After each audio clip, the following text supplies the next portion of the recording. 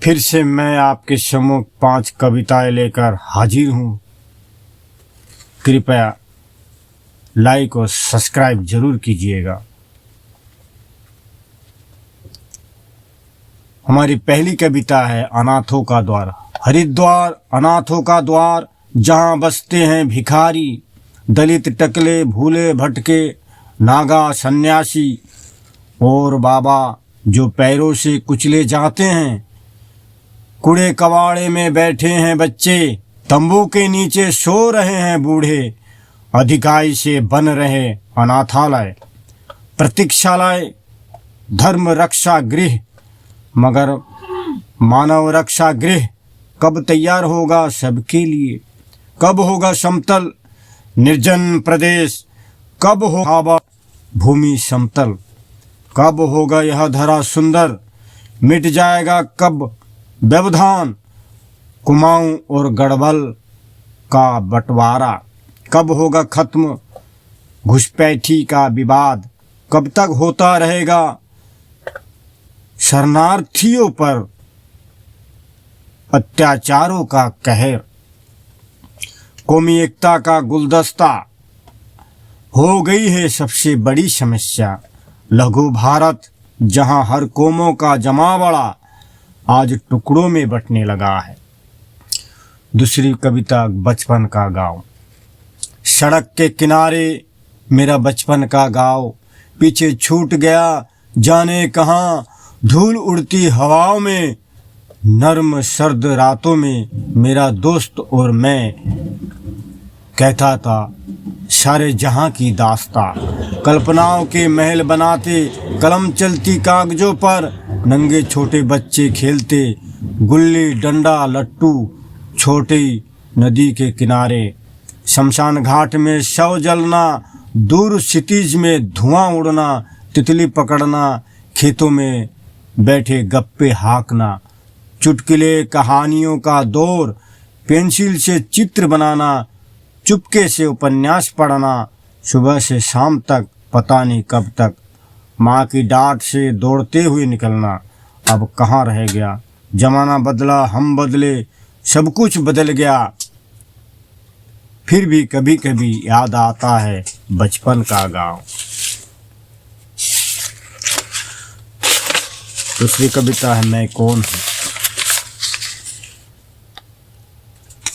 मैं कौन हूँ पूछता हूँ कभी अपने आप से, अपने हृदय से। कब आया वहाँ मुझे पर नहीं पता। मंद मंद मुस्कुराती हवाएं, शीतल जल्दी तरंग, अनंत वैभवशाली पहाड़ और देखता हूँ खुशबूनुमा वातावरण और तरह तरह फलदायी वृक्ष। तब याद हो आता है कोई तो होगा। मैं कौन हूँ? एक सवाल है, निर्मूर्खता भरी कहानी मेरे जीवन में घटने वाली है। मैं कुछ भी नहीं हूँ, फिर भी मैं हूँ। अब जिंदा हूँ तो वास्तविक है। मैं कौन हूँ ये सवाल नहीं, मैं क्यों हूँ यही सवाल है। मैं रह सकता था और नहीं भी, लेकिन मैं हूँ, मेरा अस्तित्व है। कविता का नाम है मैं मौत हूँ। मैं जिंदा लाश हूँ, मौत का पैगाम लिखूंगा। मुझ में नहीं कोई आस, मैं हूँ विध्वंस सर्वनाश। भय आतंक मृत्यु का समाचार लिखूंगा। मैं भूख के मारे त्रस्त, विचार विमर्श में पथ भ्रष्ट, न कोई पथ प्रदर्शक था, नहीं कोई रक्षक। मुझ में इंसानियत नहीं, मुझ में दर्द का एहसास नहीं। मैं धरती का विनाश करूंगा। मैं कट्टरपंथी का कठपुतली हूँ, मैं पत्थर दिल शैतान हूँ। मैं हूँ इस्लाम का पहरेदार, मैं धर्म का ठेकेदार। मैं कुरान को बदल डालूंगा। मैं चलता फिरता मौत हूँ, मौत का पैगाम लिखूंगा।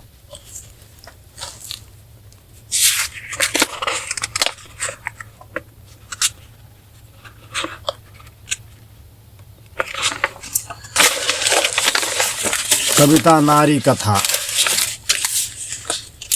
कभी ना बोल सके वो, हसरते की उड़ी ऊंची उड़ान, मुख दर्शक की भांति देखती है चारों ओर का नजारा। एक टीस सी उठती सीने पर, पत्थर से दबा देती बार बार।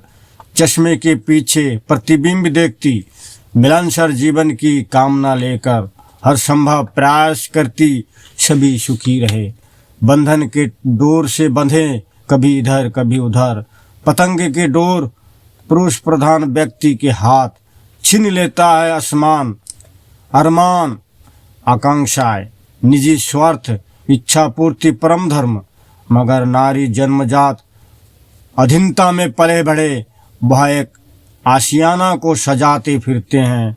कभी मायके तो कभी ससुराल में उनके लिए ही सर्वत्र प्रतिबंध, सवालों से घिरे रहते सर्वत्र।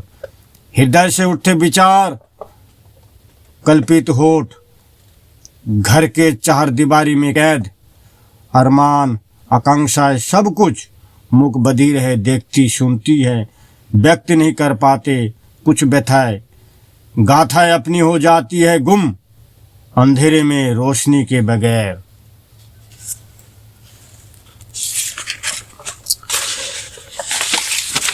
एक और कविता। सागर तुम कितने गहरे, सागर तुम कितने गहरे, तट से सरक सरक कर, बहकर पत्थरों से टकरा कर, अपना मार्ग ढूंढते हुए कितने गलियों के सड़े गले कूड़ा करकट धो धो कर आगे बढ़ते हो तुम। कितने मलमूत्र सड़ी लाशें, दुनिया भर का जंजाल समेटे हो अपने अंदर, फिर भी तुम कितने गहरे। कितना गहरा तुम्हारा प्यार, तुम्हारा गर्भ में आसमां और प्रकृति का प्रतिबिंब कितना सुहाना लगता है। सागर, नदी, नाले, राष्ट्रीय धरोहर, नहीं बचा पाया इंसान इसे।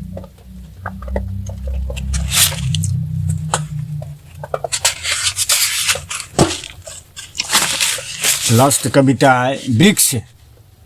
मैंने एक वृक्ष बोया, सींचा, जतन किया सादगी से।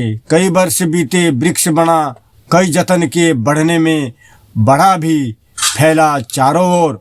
अब उसमें पक्षियों का बसेरा। उस वृक्ष के नीचे लोग बैठते, कितने रंग बिरंगे सपने लेकर।